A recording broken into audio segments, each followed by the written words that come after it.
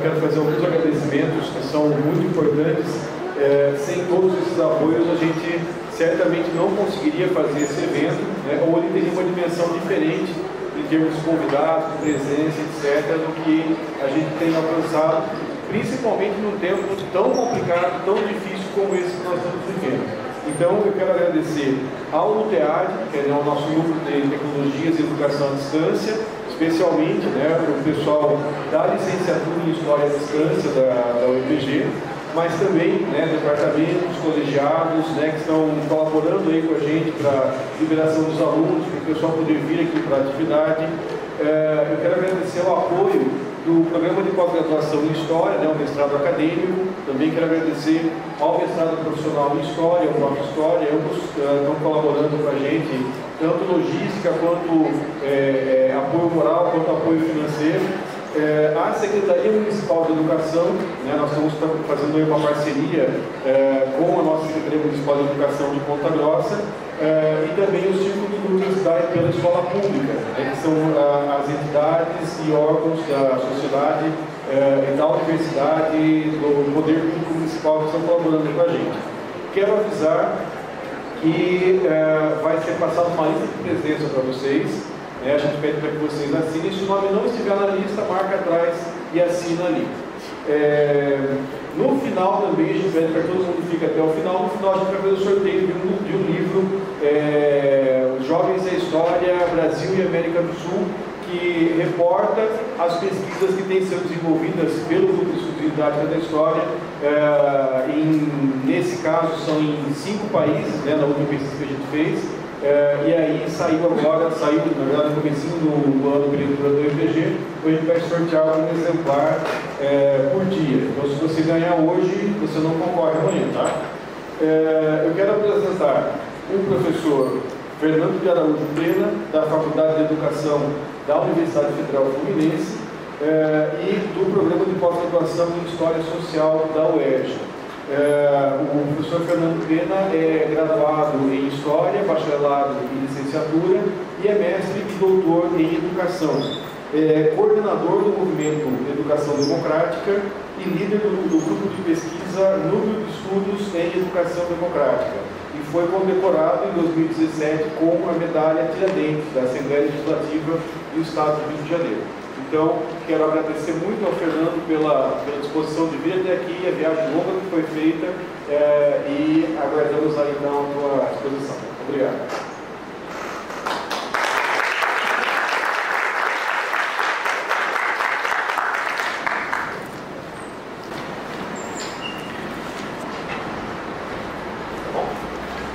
Boa noite a todos e a todas. Gostaria de começar agradecendo pelo convite. É um prazer estar aqui com vocês, pela Didática da História. Agradecer especialmente ao professor Sérgio por ter o convite. Ele já me apresentou. Eu sou professor da Faculdade de Educação da Federal Fluminense lá no Rio e faço parte do movimento de Educação Democrática. Fiquei muito feliz com o convite, mas ele também foi um desafio, porque foi dado como tema para essa fala de abertura ensino de história e pós-verdade. O que eu vou tentar fazer com vocês aqui, então, é uma fala de 3 momentos. O primeiro, discutindo com vocês o que seria essa tal dessa pós-verdade. O segundo momento, pensando um caminho possível de construção e do uso político de algumas falsidades ou mentiras, fake news, como preferirem. E, por fim, algumas reflexões específicas sobre o ensino de história. Então vamos lá. Para começar, também elogiar o cartaz que compartilhei vários elogios nas redes sociais. Para falar de pós-verdade no ensino de história, o primeiro ponto, então, é falar um pouco sobre pós-verdade, porque a gente está falando sobre isso nesse momento. O termo pós-verdade ganha um grande destaque em 2016. Esse aqui é o site Oxford, da Universidade de Oxford. E lá em Oxford existe um departamento dicionários, por que pareça, e eles anualmente elegem uma palavra para ser a palavra do ano. No final do ano de 2016, a palavra do ano escolhida foi pós-verdade. Uma palavra que eles apontam, que já existia há mais de uma década, mas que entre 2015 e 2016 ela teve um aumento no seu uso de mais de 2.000%. Ou seja, uma palavra que começou a ser usada de maneira muito abundante e foi escolhida, primeiro, por essa pesquisa sobre o aumento exponencial do uso, mas também pelo contexto histórico. Em 2016 a gente está falando da eleição dos Estados Unidos e também da votação lá no Brexit. Então ela é uma palavra não escolhida por acaso. Eu então peguei o verbete do dicionário, esse aqui é o site do dicionário de Oxford, e o termo pós-verdade aqui está definido. Para começar, uma diferença com o nosso uso aqui em português. Lá eles apresentam o termo pós-verdade como um adjetivo. Normalmente ele acompanha alguma outra palavra, substantivo. Então lá aparece muito política da pós-verdade. Enquanto no Brasil, e essa tradução aqui eu peguei do site Nexo, já a tradução, né? E aqui a gente usa muito como um substantivo. Além de eleger o termo, a instituição definiu o que é a pós-verdade. Um substantivo que se relaciona ou denota circunstâncias nas quais fatos objetivos têm menos importância em moldar a opinião pública do que apelos à emoção e a crenças pessoais. Essa é a definição, então, bem interessante, né? Fatos objetivos têm menos importância para moldar as opiniões do que crenças e valores pessoais. Dentro do campo semântico do termo pós-verdade, eu escolhi dois outros que acho que têm um igual peso, e um deles específico do campo da história. Nós também temos cada vez maior uso do termo fake news, notícias falsas, né? Que foi algo que explodiu a discussão, especialmente nas eleições presidenciais do ano passado. Então eu vou trabalhar aqui um desses fake news, que impacta diretamente o campo da educação de maneira geral e do ensino de história especificamente. E um termo que, para minha surpresa, já aparece em trabalhos acadêmicos, que é o termo fake history. Já aparece como conceito em alguns trabalhos. Eu não sei como é que a gente traduziria isso, história fake, estava conversando com o CR antes, história fake, história falsa. Mas eu trouxe aqui para vocês, eu fiz um breve levantamento, e no livro História, Memória e Performance, tem um capítulo, no livro de 2015, tem um capítulo intitulado Real Archive, Contested Memory, Fake History. Ou seja, o termo Fake History já aparece em alguns trabalhos acadêmicos. E eu vou trazer aqui, na última parte da minha fala, alguns exemplos de Fake History aqui no Brasil, para nós pensarmos sobre eles, né? São 6 casos, na verdade. O que eu quero construir com vocês agora, feita essa breve introdução, então a gente está aqui nesse campo da pós-verdade, da fake news e da fake history. Um caso específico, uma fake news já antiga, mas foi amplamente mobilizada no final do ano passado, e ela inclusive foi a fake news que deu grande projeção política para muitos dos candidatos eleitos no ano passado. Então começo com um pequeno vídeo, vocês vão identificar a situação rapidamente. E eu passando ao fundo do cartão, vi algo acontecendo de forma esquisita. Um grupo que não é normal, você na praia passa gente para ir para gravar, ou no fórum, gente com chora de banho. Estava o pessoal vestido, agarrado, e perguntei sim, o segurança lá, vai ver alguma parada do orgulho dele na cama? E tomei conhecimento do que estava acontecendo. Isso não acabava com o 9º seminário LGBT infantil. Repito, 9º seminário LGBT infantil. E estavam discutindo ali, né, comemorando o lançamento de um material para combater a homofobia, que passou a ser conhecido como kit gay. Entre esse material, estava esse livro lá. Então o pai tem o filho na sala, retira o filho da sala, você não vem aqui. Se bem que na biblioteca das escolas públicas tem. Olha só, eu não vou mostrar as crianças. Não, mas é um livro escolar, é para criança. É um livro para criança. Bom, então você já conhece, esse é um dos fake news mais antigos, né, circulando e de maior impacto político, que é a mentira do kit gay. Alguns pontos aqui então para desconstruir esse discurso. Número 1, o kit gay não existe. O que existe é um material chamado Escola Sem Homofobia, que estava sendo elaborado dentro de um projeto mais amplo chamado Brasil Sem Homofobia, um material que ia ser distribuído para professores, não para alunos, mas que não chegou a circular por conta da polêmica em torno dele por volta de 2010, 2011. Então esse é o primeiro ponto, não existe o kit gay. O porque existe a escola sem homofobia.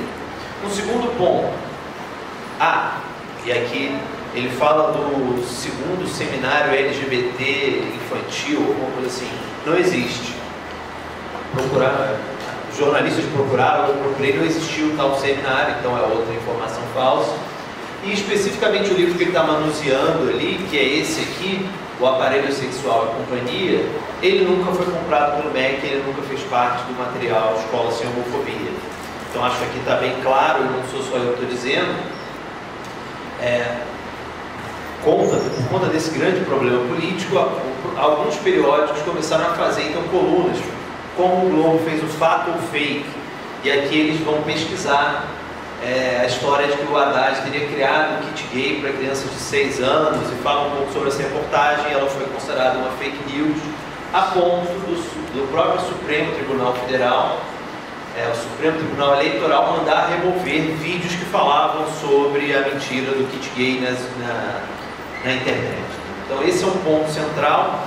Eu quero destacar aqui, é nesse momento que eu quero chegar, entender, tem uma outra entrevista do Bolsonaro, depois eu posso mandar a referência para vocês, na qual ele conta que a carreira política dele foi impulsionada pela perseguição que ele faz desse material, que começa em 2010, no final de 2010 para 2011. E o que eu quero discutir aqui com vocês na verdade, esse fake news e outro termo específico que engloba essa discussão, tenho certeza que todos vocês já ouviram falar, o termo ideologia de gênero, eles constituem ferramentas políticas de manipulação do pânico moral. Esse é um ponto central para pensar, inclusive, no ensino de história. Por exemplo, o termo ideologia de gênero, quem quiser, eu recomendo os textos do Rogério Junqueira. Ele tem textos brilhantes no qual ele faz uma genealogia, uma história do termo, do significante ideologia de gênero. Ele mostra que esse é um termo que surgiu dentro da Igreja Católica na segunda metade da década de 90 e se espalha, a perseguição e a discussão de gênero se espalha para a Europa e países da América Latina. Quem quiser conhecer o caso específico da América Latina, tem um documentário excelente chamado Gênero sob Ataque. Mas o que importa para nós é que esse termo ele vem sendo usado em que sentido? Quem usa o termo ideologia de gênero está dizendo que professores querem ensinar sexo na escola, que professores querem destruir a família tradicional, que professores querem ensinar pedofilia, várias fantasias perversas que não tem nenhum fundamento na discussão sobre gênero e sexualidade. Mas, de novo, essa foi e continua sendo uma ferramenta efetiva de manipulação desse pânico moral. E por que eu falo manipulação do pânico moral? Porque essas mentiras elas funcionam especialmente com pessoas que não conhecem o cotidiano da escola. Então você fala para um pai que não conhece o que se faz na escola, eles estão ensinando sexo e mandam um material dizendo que aquilo é o livro didático do filho, ele vai ficar apavorado com alguma razão e muitas vezes inclusive vai participar dessa perseguição de professores. Então é importante entender essa dimensão aqui desse fenômeno. Eu trouxe um outro vinculado a essa manipulação política do pânico moral. Um dos fake news que circulou também ao longo do período eleitoral do ano passado foi esse aqui, que o Haddad teria dito que quando as crianças completam 6 anos, elas deixam de fazer parte da família e se tornam propriedade do Estado. Isso aqui é uma imagem desconstruindo um pouco essa mentira, essa fake news. Mas ela é interessante porque ela é outro exemplo de tentativa de manipular esse pânico moral. Você diz para alguém que o Haddad está querendo dizer que os filhos são propriedade do Estado quando completam 6 anos, isso pode gerar justamente esse medo, esse pânico. Então aqui eu concluo a primeira parte da minha fala. O que eu quero fazer com vocês agora é pensar um pouco sobre como isso aconteceu, e eu vou pegar um caso específico para entender um pouco essa história no Brasil. Eu estou usando como referência aqui um livro chamado O Ódio como Política, um livro lançado no ano passado pela Boitempo. Eu tenho um texto nele falando justamente sobre o discurso reacionário de defesa da escola sem partido, mas eu quero dialogar aqui com o texto do Luiz Felipe Miguel, o texto intitulado A Reemergência da Direita Brasileira. E é importante entender aqui o que ele está chamando de reemergência. Ele fala reemergência para dar a ideia de que essa direita brasileira, ela nunca deixou de existir. O conservadorismo no Brasil nunca deixou de existir. Quando ele fala de reemergência, ele está dizendo que cada vez mais os diferentes grupos assumem um discurso explicitamente reacionário, às vezes inclusive agressivo, cada vez com menos problema no espaço público. Então, diferentes grupos vão assumindo esse discurso de maneira mais violenta. Isso que ele está chamando de reemergência da direita brasileira.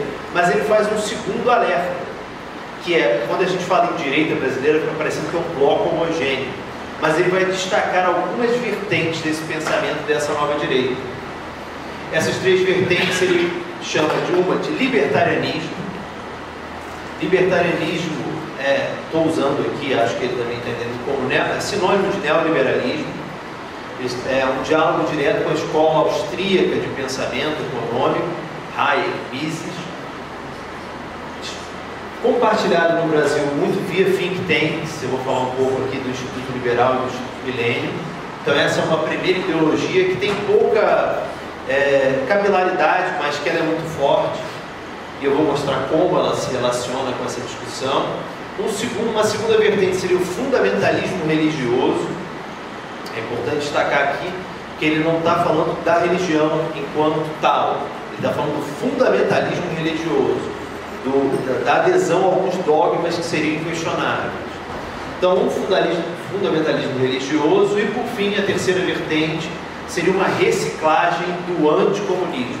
Uma reciclagem, aqui no caso do Brasil, da época da ditadura, e também, pensando em termos mundiais, da época da Guerra Fria. Então ele fala que esses são três grupos diferentes, três vertentes. Mas ele dá um alerta, que essas três vertentes, elas podem se misturar, podem se integrar. E eu quero fazer um destaque para uma dessas possibilidades. Então eu quero ler com vocês aqui dois pequenos parágrafos. As três correntes não são estanques. Há um caminho em particular de fusão do anticomunismo com o reacionarismo moral, que passa por uma leitura fantasiosa da obra de Antônio Gramsci e recebe o nome de marxismo cultural. A noção de que a luta política tem como momento central a disputa por projetos e visões de mundo torna-se nas mãos dos seus detratores à direita uma estratégia maquiavélica, simplória, com o objetivo de solapar os consensos que permitem o funcionamento da sociedade, por meio da manipulação de mentes. Gramsci é apresentado como alguém que bolou um plano infalível para a vitória do comunismo, é o cebolinha do pensamento marxista. Então, esse termo ele é especialmente perigoso. Eu tenho falado muito sobre o discurso reacionário, de maneira geral, mas que atinge o campo da educação. Esse discurso reacionário tem mobilizado alguns termos significantes, especialmente perigosos no campo educacional. Eu cito sempre três. O próprio termo ideologia de gênero, para mim, é o mais perigoso de todos, inclusive, que eu acabei de mencionar para vocês. O termo marxismo cultural, essa ideia, então, que a esquerda internacional, vocês todos nesse auditório, teriam abandonado o marxismo insurrecional, a tentativa de tomar o poder pela força, para aderir ao marxismo cultural, que é infiltrar nas instituições para tomar o Estado. E o termo escola sem partido, que eu já vou voltar a ele.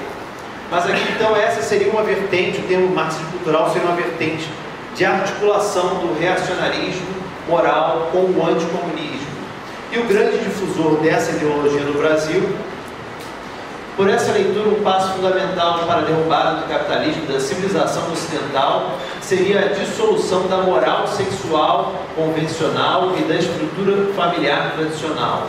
Afinal, a família é a célula máter da sociedade. Se destruída, faz todo o resto romper. Daí deriva que a interpretação difundida por uma dessas referências intelectuais da direita brasileira, o filósofo e astrólogo Olavo de Carvalho, a estratégia gramsciana é apagar a mentalidade popular e, sobretudo, o fundo inconsciente do senso comum, tolerância moral e cultural da humanidade. Então a gente está vendo que um grande difusor dessa vertente específica do marxismo cultural, com essa interpretação fantasiosa da obra do Gramsci, é o Olavo de Carvalho. E nessa vertente a gente tem uma articulação desses elementos. Então eu quero pegar essas ideias aqui e quero analisar com vocês especificamente como essas temáticas se juntam na discussão sobre escola sem partido. Então eu quero explicar um pouco a metodologia que eu usei nessa pesquisa. Eu uso o Internet Archive, que é uma... vamos falar? Que é uma biblioteca digital de sites da internet ou outros artefatos culturais na forma digital. Então esse Internet Archive ele captura diferentes sites e artefatos digitais. E você pode acessar essa ferramenta através de um mecanismo chamado Wayback Machine. No Wayback Machine você digita um site e ele vai te mostrar desde a fundação desse site todos os momentos nos quais ele foi capturado. Então eu vou usar aqui abundantemente essa ferramenta para pegar essa história do Escola Sem Partido. Para falar um pouco então sobre o termo, como eu falei, esse é um dos temas especialmente perigosos da discussão sobre esse discurso reacionário, porque a maioria das pessoas, quando escuta pela primeira vez que é uma escola sem partido, vai imediatamente declarar a sua adesão. Na escola sem partido é isso aí, tem que ser sem partido mesmo, não pode ser com partido. O nome coloca para nós uma falsa dicotomia e manipula uma visão negativa fixada no termo político e partido. Só que eu vou insistir para vocês, vou mostrar alguns elementos que na verdade isso quando eu falo de escola sem partido, eu preciso dizer que é um projeto de escola que tenta destruir a sua dimensão educacional. É um projeto de escolarização que tenta destruir a dimensão educacional da escola. E aqui eu vou falar especialmente, quando eu falo sobre esse termo, eu estou falando simultaneamente de dois fenômenos. Um deles é um projeto de escola sem partido, que aparece, o primeiro deles aparece em maio de 2014, apresentado por um deputado estadual do Rio de Janeiro. Peço desculpas pela nossa influência negativa no resto do Brasil, mas um deputado chamado Flávio Bolsonaro, ele entra em contato com o coordenador do movimento e ele pede para que o coordenador do movimento, o advogado Miguel Nagibe, formule um projeto de lei que capture as ideias do movimento. Esse projeto foi apresentado em maio de 2014 na Alerj, lá no Rio. Aparece um segundo projeto algumas semanas depois, dessa vez apresentado por um vereador do Rio de Janeiro. Todo mundo acha que já adivinhou qual vai ser o nome desse vereador. O vereador é o Carlos Bolsonaro.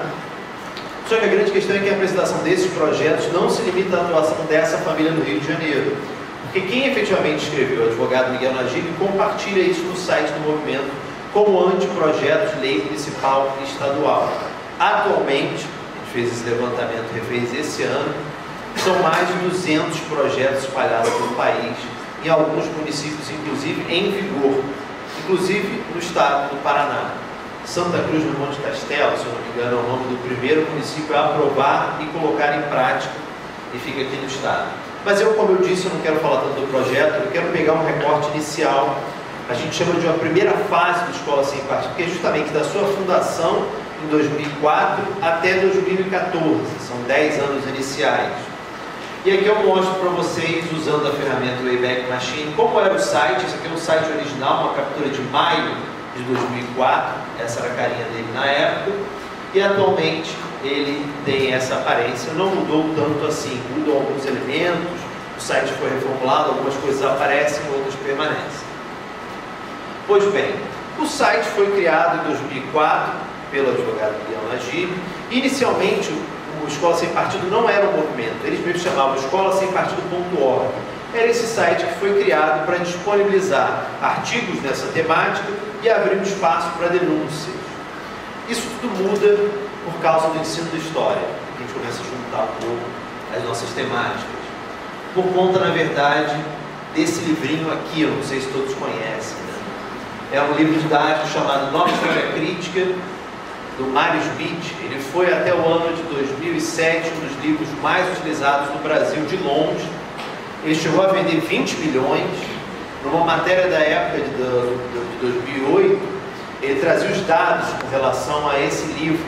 Na época, os best-sellers eram O Código da Vinci e o outro livro do Paulo Coelho, que eu não lembro o nome. Mas o livro do Mário Schmidt sozinho vendia mais do que o quádruplo desses dois livros somados. Tamanho o sucesso editorial dele, e ele era distribuído via PNLD até 2007. Mas o que acontece em 2007? Um jornalista chamado Ali Campbell, editor-chefe do jornalismo do Globo, escreve um texto intitulado O que estão ensinando as nossas crianças, que denunciava o livro do Mário Schmidt como um manual de catecismo marxista, usando inclusive estratégias pouco éticas, mesmo para um jornalista. A gente sabe que é diferente do historiador.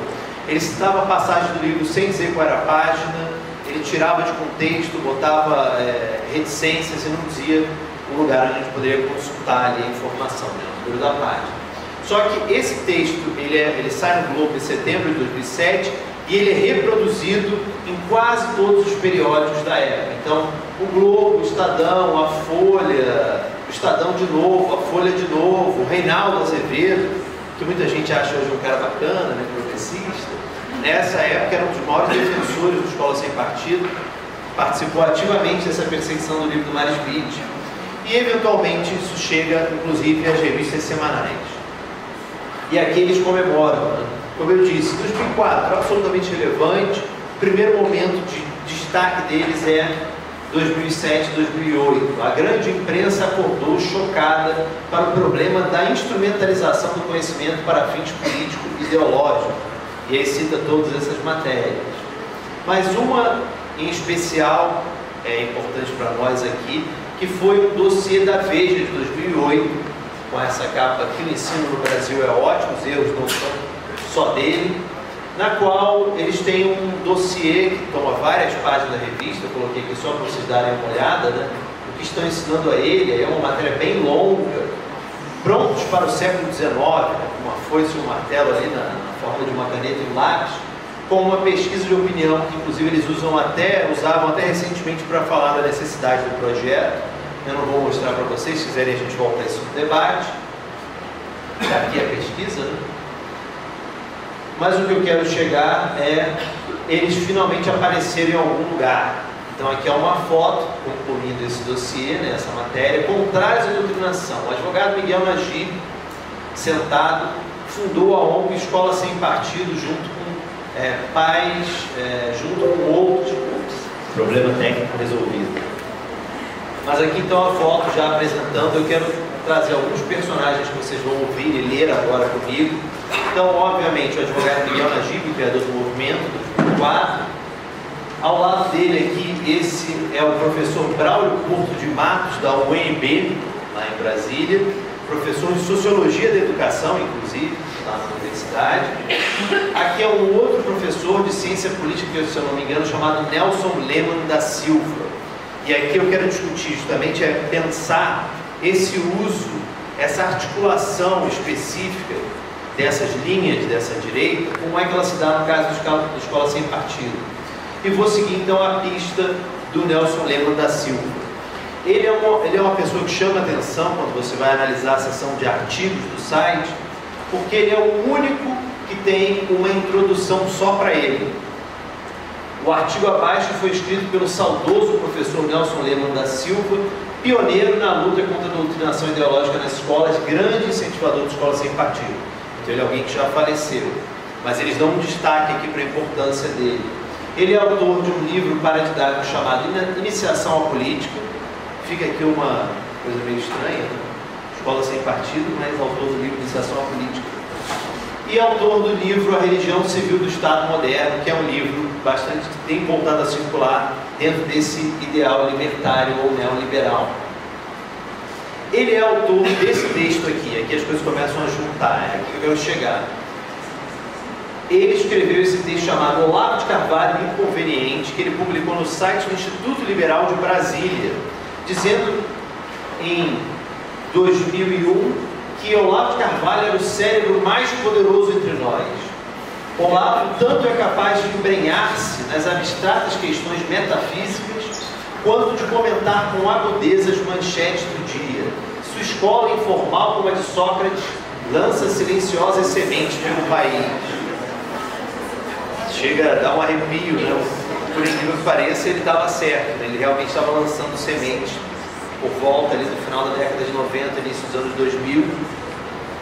E aqui, o que para mim inicialmente pareceu estranho, mas não parece mais, é por que alguém, você já não vê o Nelson Lehmann da Silva, eu fui procurar então lá usando o Wayback Machine a lista de associados do Instituto Liberal de Brasília, e lá encontro aqui o Nelson Lehmann da Silva, diretor executivo, ele não era qualquer um dentro do Instituto Liberal, professor da UNB também.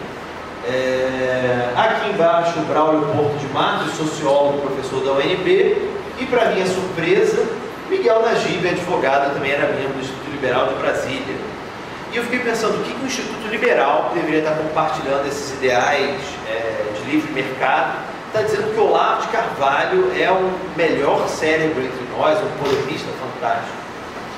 E aí, cavando mais e mais essa história, eu chego num documento que é bem importante para entender essa articulação que eu estou querendo mostrar para vocês aqui. Esse grupo do Instituto Liberal de Brasília, um grupo fundado inicialmente para compartilhar esse ideal libertário, ele escreve um manifesto chamado Res Pública, Carta Aberta ao Cidadão Sem Opção. E eu quero ler com vocês quais são as denúncias que eles fazem aqui. Então, das distorções do quadro nacional, observamos, denunciamos: 1.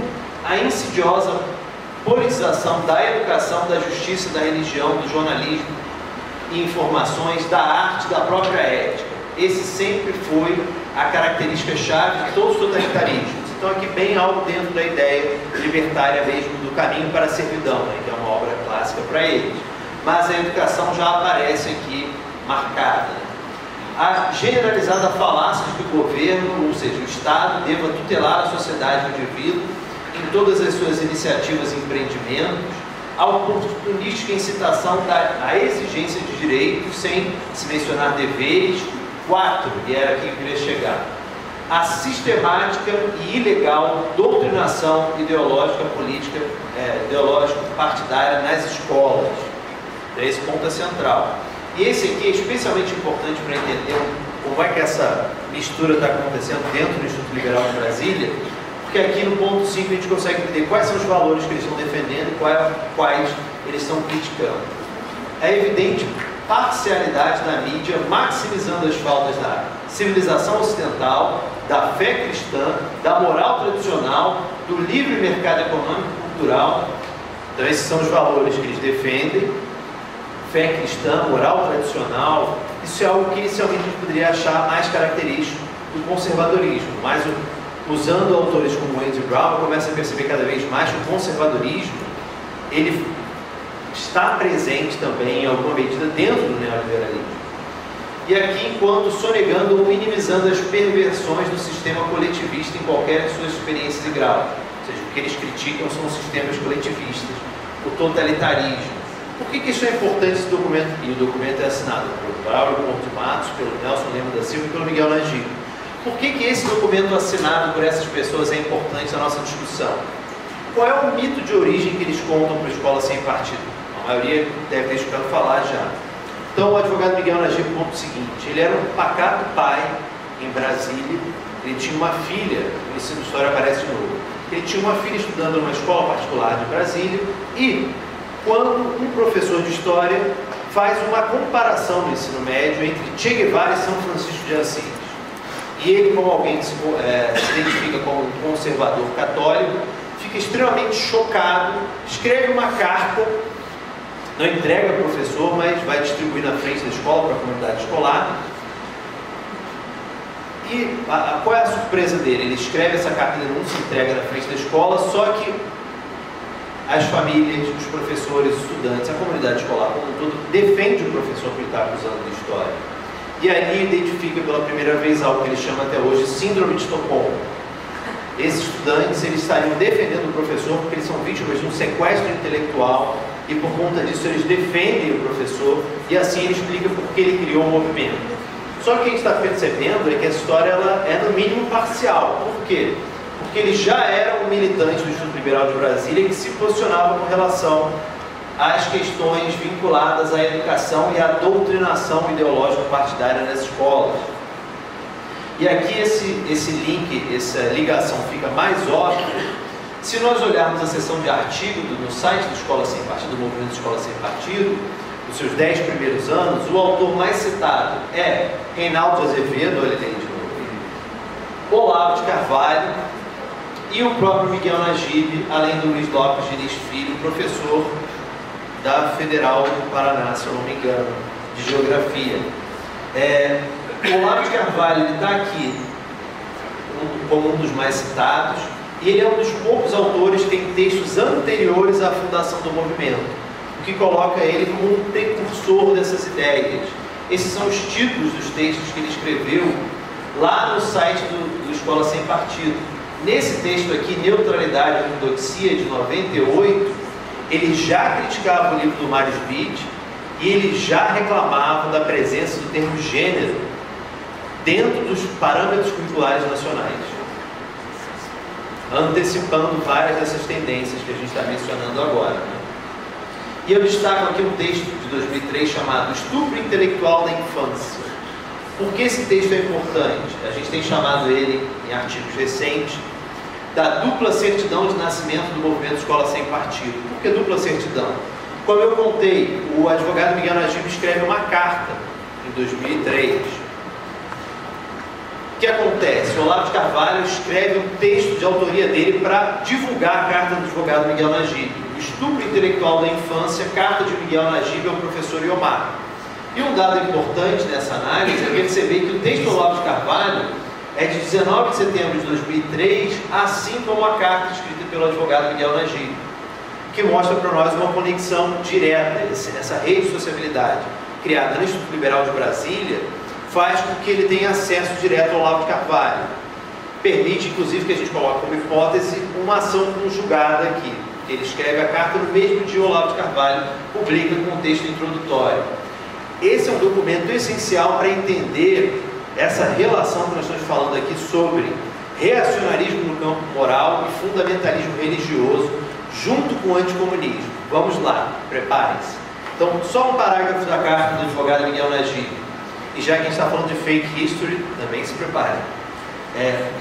Che Guevara era tão parecido com Francisco de Assis quanto um discípulo de Satanás se parece com um discípulo de Nosso Senhor.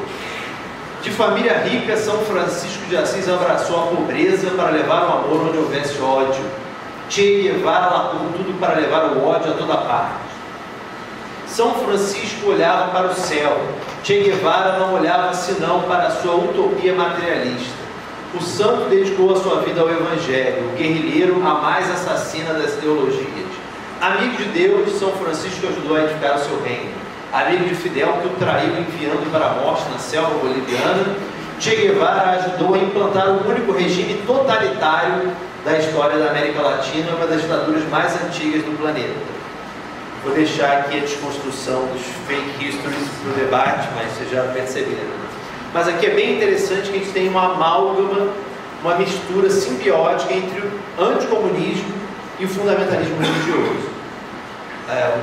O São Francisco de Assis é um santo, ele está dentro da prerrogativa dele como católico, só que o Che Guevara é ao contrário, é um discípulo de Satanás que leva o ódio a toda parte, aderiu à mais assassina das ideologias e ajudou a implantar um regime totalitário na América Latina. Percebam, esse amálgama está aqui feito. Agora, lembra que o Luiz Felipe Miguel fala, no ano passado, em 2018, sobre o marxismo cultural e a interpretação fantasiosa do Antônio Gramsci? Vamos ao texto agora do Olavo de Carvalho.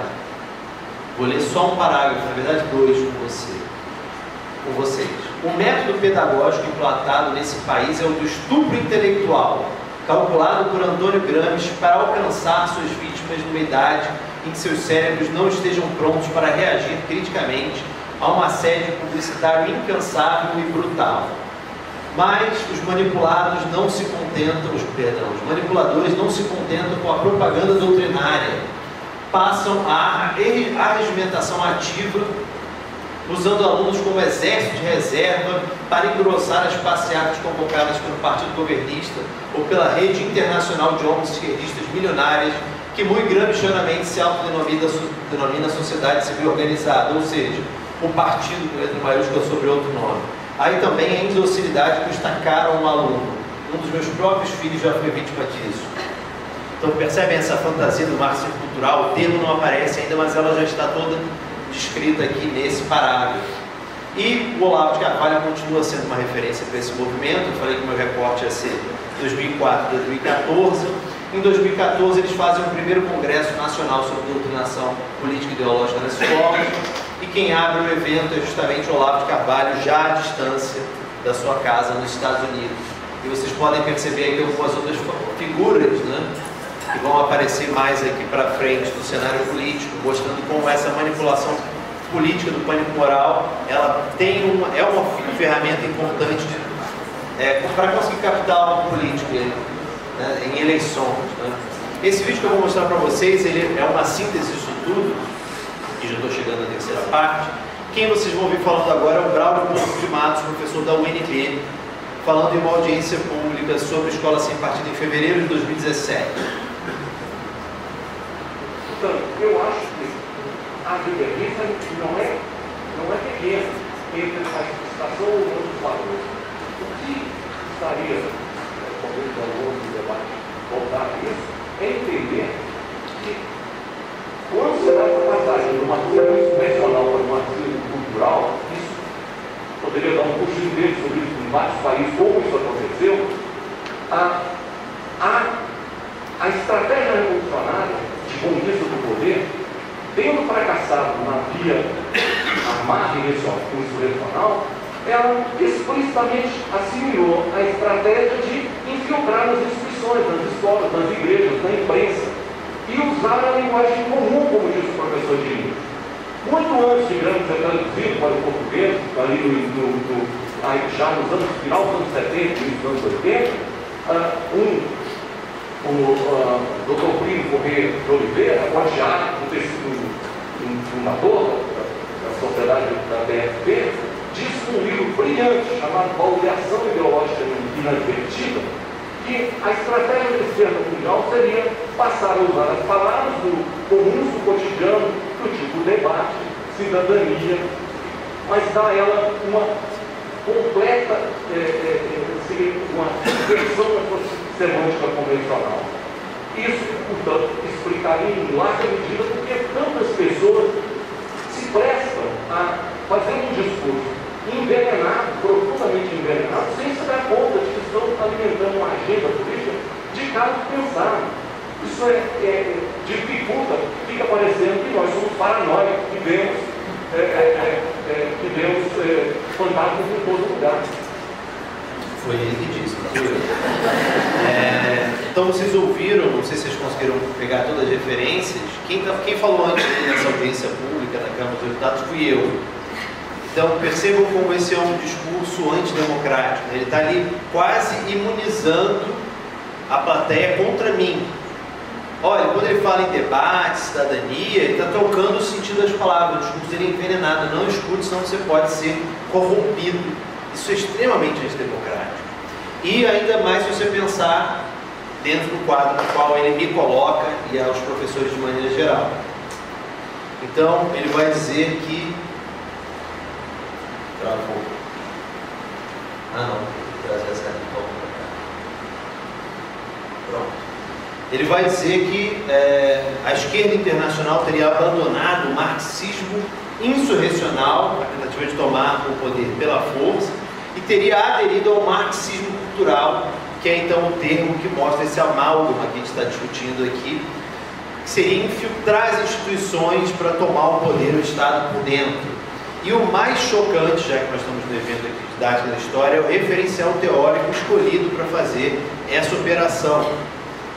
É um autor chamado Plínio Corrêa de Oliveira, ninguém mais, ninguém menos do que o fundador da Sociedade Brasileira de Defesa da Tradição, Família e Propriedade, num livro publicado em 1965, chamado Baldeação Ideológica Inadvertida e Diálogo, defendendo essa ideia de que nós estaremos trocando o sentido das palavras para tomar o poder, não é?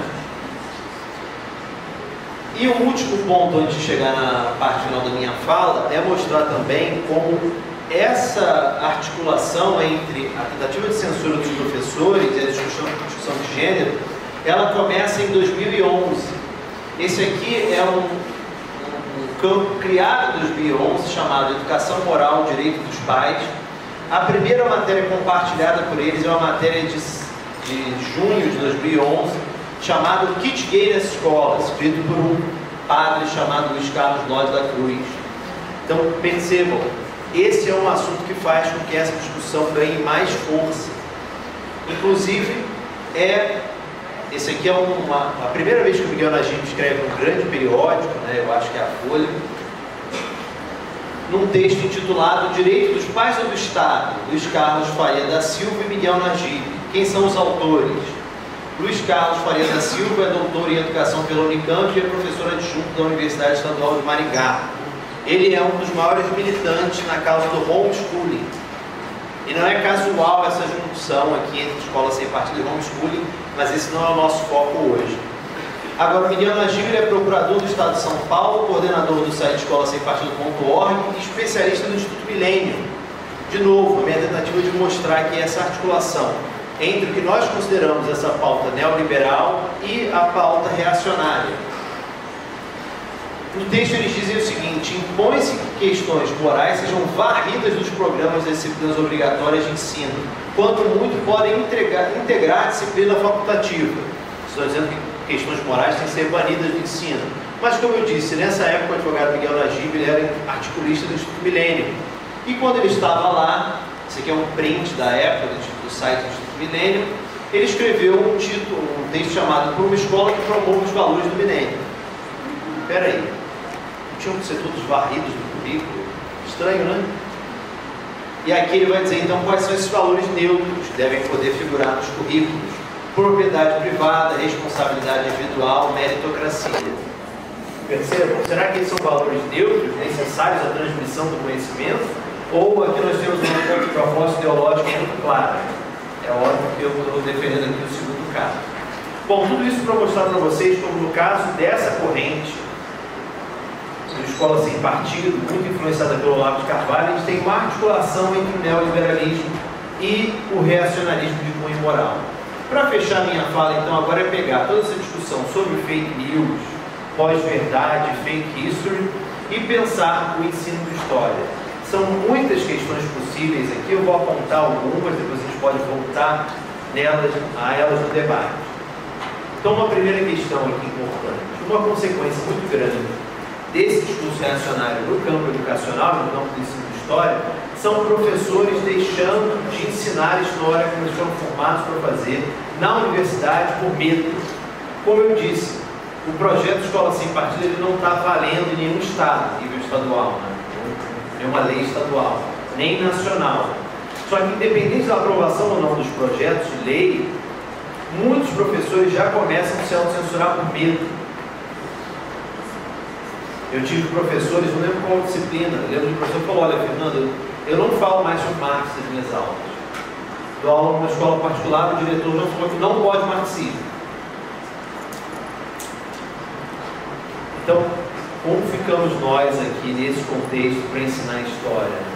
E a minha percepção tem sido a seguinte, que os professores que resistem, inclusive de história, são aqueles professores que estão inseridos em grupos de sociabilidade que garantem de alguma maneira a sua proteção. Grupos de professores, a direção apoia, associações científicas ampludem um papel nessa luta, movimentos sociais, sindicatos, o que quer que seja. Então, professores que têm alguém para se apoiar, têm feito essa resistência, têm que continuar discutindo essas temáticas. Agora, com isso eu não quero dizer que a gente deva culpar os professores que estão deixando de falar sobre essas temáticas. Nós fizemos um debate lá na UF no dia seguinte à eleição do segundo turno, chamado Educação Democrática em Contexto Antidemocrático. Falamos que nós tínhamos que continuar pautando as discussões sobre gênero e sexualidade, com o nosso compromisso com uma verdade histórica, por mais seja provisória. E eu lembro que, muito enfaticamente, todo mundo muito animado ali, dando um gás naquele dia sombrio, mas eu lembro que uma aluna, ex-aluna minha, uma professora recém-formada, mulher negra, pegou o microfone no debate e falou, olha, Fernando, eu tenho medo. Eu tenho medo pelo meu corpo. Na escola onde eu trabalho, eu não tenho o apoio de nenhum professor, nem da direção. Eu já recebi ameaças. Então não se trata aqui de questionar esses professores, mas pensar como estender essa rede de sociabilidade para eles. Então essa é uma questão importante. E qual seria o impacto dessa discussão especificamente no campo da história? Eu achei uma matéria que me surpreendeu no jornal O Globo, que a chamada era a seguinte: versões absurdas de fatos históricos ganham força e alarmam especialistas. Os historiadores estavam preocupados aqui. E nessa matéria do Globo eles fizeram uma lista de 6 exemplos de fake history. Então, no jornal O Globo, eu estou trabalhando com o conceito de fake history. Então, quais são os 6 fake histories que eles selecionaram aqui? Nazismo era de esquerda. Mito, nome do Partido Nacional Socialista dos Trabalhadores Alemães, logo de esquerda. Consenso, a palavra socialista era um chamariz, o nazismo era de extrema direita. Coisas óbvias, né? O Japão foi invasor pacífico. O Holocausto não existiu. Aqui a gente discute também os negacionismos, tanto fora quanto dentro do Brasil. Portugueses não pisaram na África. Essa aqui é uma mais recente, né? O atual presidente, numa entrevista, acho que no Jornal Nacional, disse, foi no Roda Viva, que os europeus não tinham pisado na África, os próprios africanos que faziam o comércio ilegal de escravos. Isso tornou então mais um desses fake histories, né? Os escravos eram submissos, a ditadura foi dita branda. Então esses são alguns exemplos. E aqui eu acho que a discussão feita sobre a cultura histórica tem muito a ajudar. Eu estou pensando aqui justamente na pesquisa dos jovens e a história, quando um dos resultados da pesquisa na Europa, e acho que é afirmado aqui no Brasil, é que uma surpresa inicial foi que os estudantes eles aprendem história não só na escola, mas nos outros espaços, às vezes especialmente em YouTube, em jantares de família, em grupos de WhatsApp, no Jornal Nacional, em debates políticos. Então a grande pergunta que fica para nós desse contexto é como lidar com isso no ensino de história especialmente. E aqui tem uma atenção especial que lida com uma outra discussão acadêmica, que era uma discussão sobre a pedagogia decolonial. Muito se falava como a ciência, ela participava de um epistemicídio, deixando que outras vozes outras formas de conhecimento fossem anuladas na sociedade. Então a gente agora está espremido entre dois lados. De um lado, a defesa desse conhecimento acadêmico, mas com um cuidado cada vez maior para que esse conhecimento acadêmico não seja visto como o único possível. Então percebam, é super difícil. E como lidar com isso em sala de aula? Como falar com estudantes que vão chegar e dizer, não, eu vi no Brasil Paralelo. Tem até inclusive candidato a diplomata nos Estados Unidos que está estudando, assistindo os vídeos do Brasil Paralelo, que vai passar por uma sabatina no Senado Federal. Então essas são algumas questões que eu coloco aqui para nós pensarmos. A minha tentativa foi mais de entender no passado recente como esse discurso reacionário impacta o campo educacional, trabalhando com mentiras, trabalhando com fake news e fake history, né? Você fala de regime totalitário na América Latina. Mas aqui eu acho que a grande discussão nossa é se essas visões da história estão circulando na cultura histórica, também na cultura escolar, é como lidar com esses desafios. E eu continuo insistindo que eu acho que agora é a hora, e aí tem várias questões para mitigar isso, mas como a metodologia da história pode ser apropriada no ensino de história, como o trabalho com fontes, a discussão sobre a confiabilidade das informações, cotejar diferentes fontes de informação, ela pode contribuir cada vez mais. E eu tenho insistido que eu acho que dessa história toda, desses ataques todos, a gente pode tirar avanços, né? Pautar a discussão educacional em outros termos e fazer uma renovação também do ensino de história nas escolas. Então, como minha tarefa foi mais colocar questões aqui do que respondê-las, eu agora me coloco à disposição de vocês para o debate. Obrigado.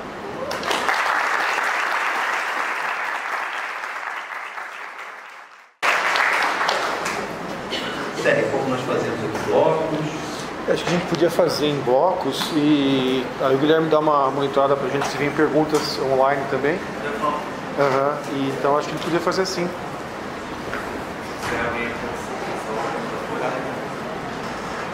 Perguntas, eu sei que é muito um bombardeio de informações pesadas, né? Mas está aberto aqui o microfone para quem quiser fazer alguma pergunta.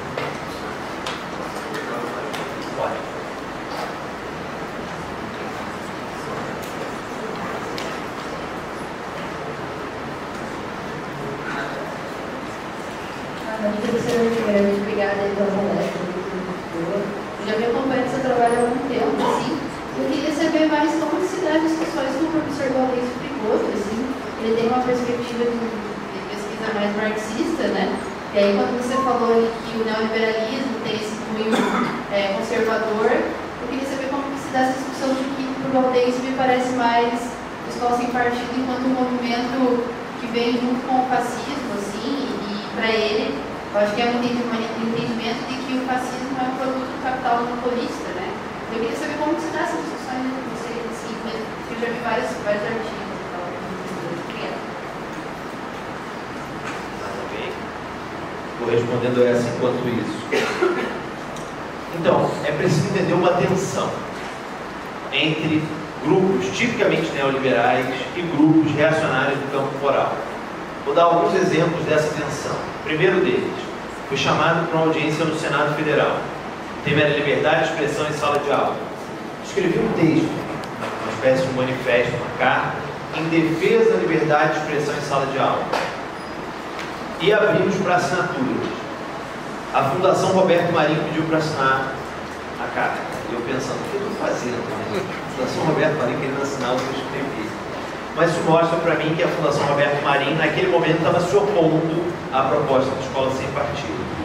Segundo exemplo, a Escola Sem Partido é aprovada no Estado de Alagoas em 2016. O Todos pela Educação, que é o maior exemplo, talvez, de formador empresarial da educação, se coloca, escreve um documento contra a lei de Alagoas. Mais um exemplo aqui de tensão. Um terceiro exemplo de tensão, mas aqui de negociação também. Com o impeachment, a elaboração da base nacional comum curricular vai seguindo outros rumos. As primeiras versões do documento, as últimas versões, na verdade, apareciam com a discussão de gênero. As primeiras também. Para a bancada cristã, evangélica e católica, eles identificam os reformadores empresariais com um grupo que defende ideologia de gênero, entre aspas. Então, o que faz a bancada cristã na Câmara? Elabora um projeto de lei para tirar a aprovação da BNCC do Conselho Nacional de Educação e levar para a Câmara. Porque eles estão falando, olha, ou vocês tiram, ou nós vamos aprovar aqui. E aí acaba que tem aquele movimento do policério e vão tirando muita coisa. Outro exemplo de tensão. Um quarto e último. Bolsonaro ganha as eleições, Viviane Sena, representante do Instituto Ayrton Senna, reformador empresarial, vai na casa do Bolsonaro e começa a se sondar o nome do Bozat Ramos, ministro da Educação. Vem o grupo cristão e fala, não te elegemos para isso, volta aqui. E aí o nome dela, do Bozat, sai da disputa. Então, para entender isso, acho que a gente precisa fazer uma discussão muito cautelosa, até nessa disputa política, para saber quando a gente pode usar essa tensão a nosso favor. Então, tem uma complexidade. Então, isso no campo prático político. No campo conceitual, eu tenho trabalhado muito, e acho que a discussão aí é convergente, com uma autora chamada Wendy Brown. A Wendy Brown, ela é alguém que estuda o neoliberalismo, o libertarianismo, e ela vai dizer o seguinte, ela tem um texto seminal de 2005, 2006, chamado American Nightmare. O argumento dela é que muita gente acha que tem uma separação entre neoconservadores nos Estados Unidos e neoliberais.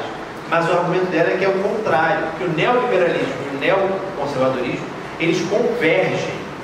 Muitas vezes o neoliberalismo, quando ele atua destruindo todos os elementos mais básicos da democracia, elementos tanto institucionais quanto de cultura política, de imaginário igualitário, ele abre o caminho para um discurso reacionário mais agressivo.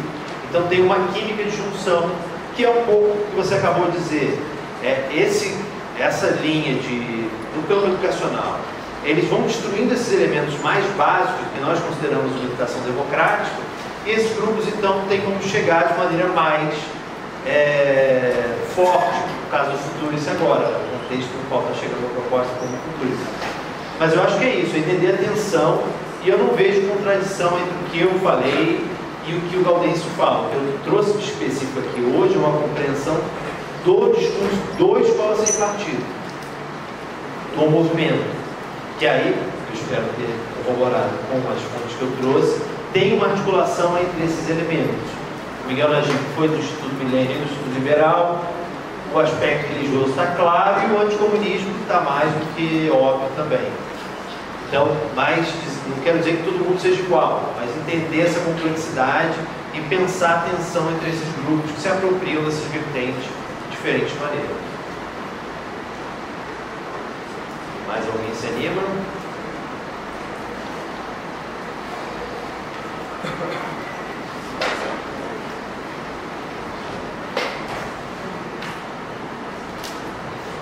Boa noite, professor. Boa noite, pessoal. O professor falou agora no final sobre a questão dos coloniais e falou sobre como, na verdade, a gente vai ficando cansado.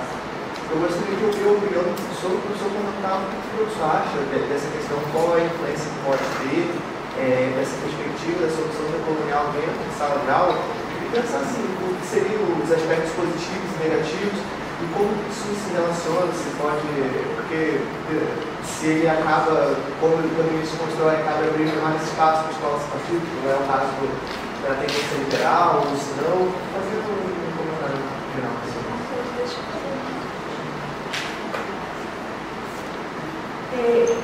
Eu queria que você falasse um pouquinho mais. Eu pesquiso gênero, né? Sou historiadora de estudos de gênero.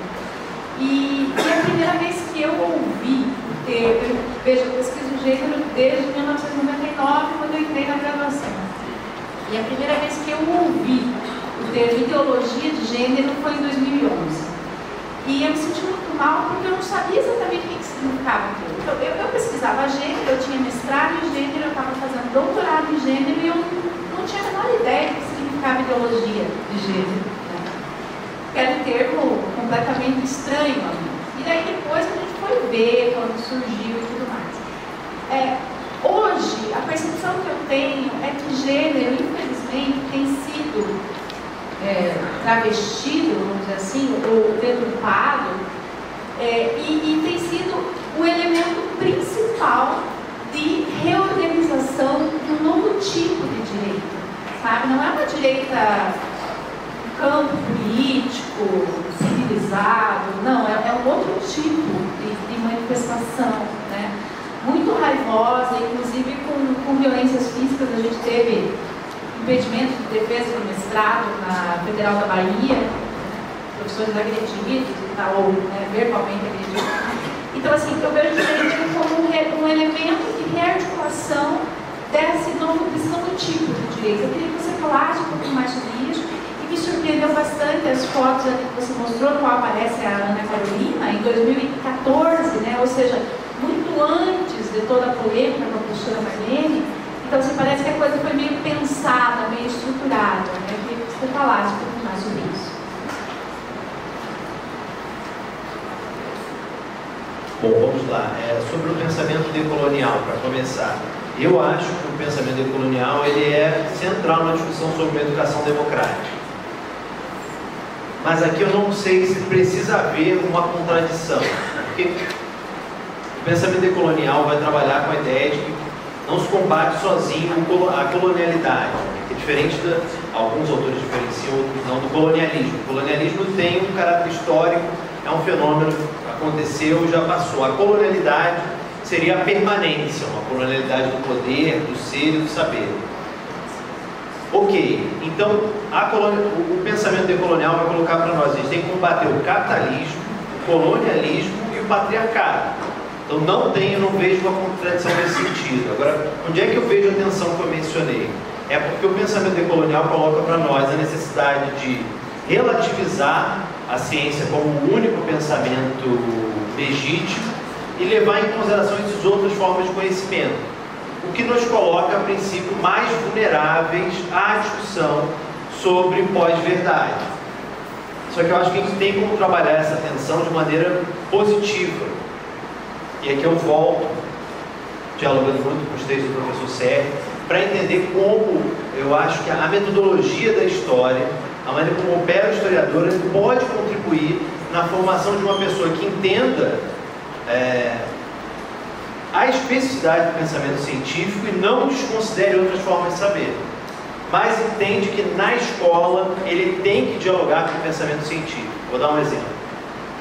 Eu tenho dito que a liberdade de ensinar e a liberdade de aprender, elas estão em tensão. Uma vai moldando a outra. Como assim? Um professor ele não pode coagir o seu aluno para que ele mantenha ou abandone crenças de foro íntimo. Então, se o meu aluno ele acredita em um Deus, vários deuses ou nenhum Deus, isso é ele com ele mesmo, se ele conseguir dialogar com o pensamento científico. E aí vem o outro lado da liberdade de aprender. Um aluno ele não pode se negar a dialogar com outras culturas por conta das suas crenças de foro íntimo. Então, o aluno, sei que não pode, isso é muito abstrato, a gente vai negociar isso em sala de aula, mas o aluno pode chegar numa aula e falar: olha, eu não quero aprender sobre religião, sobre cultura afro-brasileira. Isso é um conteúdo obrigatório. E aí ele não está sendo trabalhado como questão de fé, mas como manifestação cultural. Então, percebe? Eu acho que, de novo, a gente tem na metodologia da história uma chave possível para fomentar esse diálogo. Não acho que seja uma contradição que nos bloqueie, mas é pensar como tornar essa tensão positiva. Sobre a questão de gênero, acho que pegou todo mundo surpresa, né? Mesmo quem não era especialista no tema. E aqui tem uma compreensão equivocada. Tem muita gente que acha que o Escola Sem Partido pautou a proibição de gênero e isso fez com que eles crescessem. É o contrário. O Escola Sem Partido, você pega o primeiro projeto nacional, o PL 867 de 2015, ele não trazia menção à questão de gênero. O projeto 2016 do Senado, 193 de 2016, ele já traz a proibição da discussão de gênero. Qual é a nossa leitura? Que a perseguição à discussão de gênero estava forte desde 2010 e 2011, e o Escola Sem Partido ele cresce quando ele se coloca como uma solução para o problema da ideologia de gênero. Então acho que você tem toda a razão, não é casual, por exemplo, o Crivella, agora, Rio de Janeiro, na situação na qual ele se encontra, ele parar para censurar um quadrinho da Marvel na Bienal, mandar várias pessoas fiscalizar a Bienal do livro. Dória, né? Também do livro didático.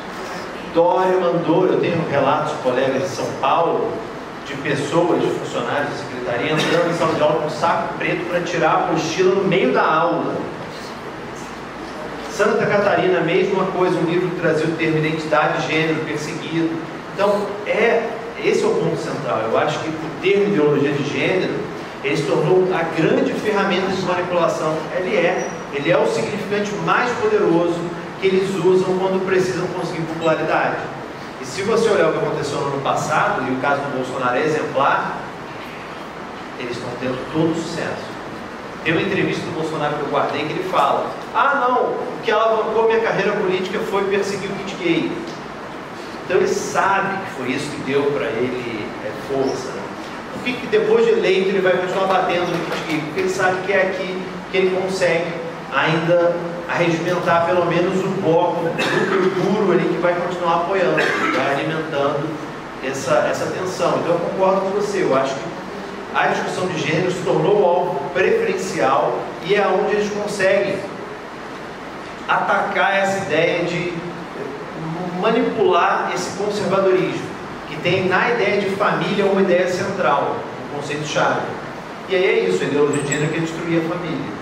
Todo mundo fica apavorado, vamos combater então a ideologia de gênero. Onde é que ela está? Está no quadrinho da Marvel, está numa professora que fez uma aula, botou cartazes, então... Mas eu acho que uma reflexão que nós temos que fazer é como lidar com isso. Acho que a gente não está sabendo dar a resposta, fazer um documento escrito defendendo gênero, não a ideologia, a teoria, isso no campo público, no debate público. Então a gente tem que tentar explicar, e a gente vai sair perdendo de muito, é o que é trabalhar gênero e sexualidade na escola. Só que a gente vai ter que desconstruir uma série de mentiras que já estão fortemente arraigadas nesse imaginário.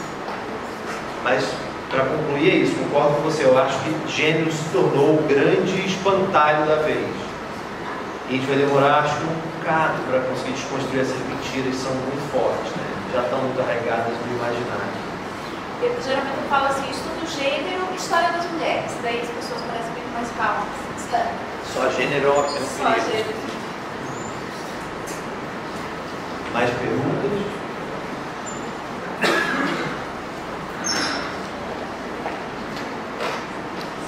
Boa noite, professor. Muito obrigada pela sua fala.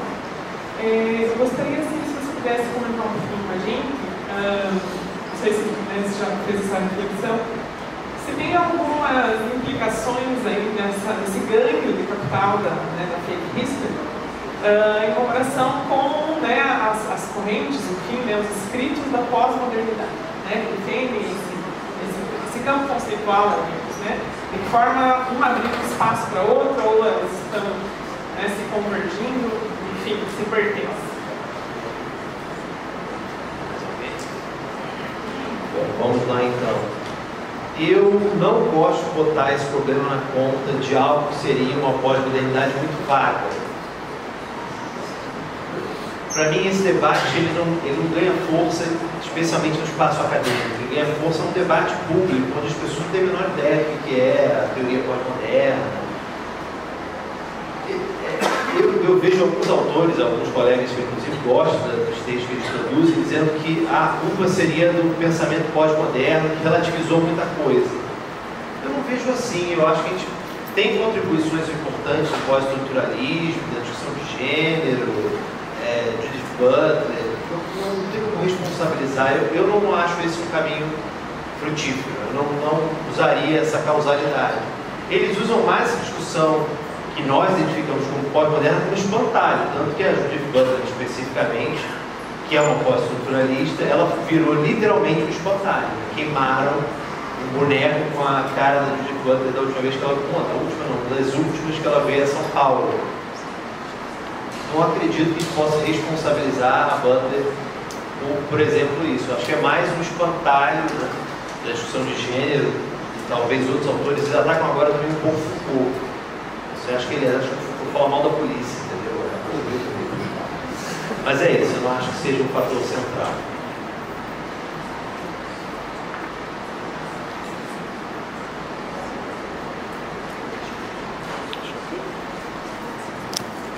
Bom, pessoal, acho que essa foi a última pergunta. Então, eu agradeço muito pela paciência de vocês e pelo debate. Eu me coloco à disposição se alguém quiser mais alguma informação, perguntar mais alguma coisa, alguma das referências que eu citei.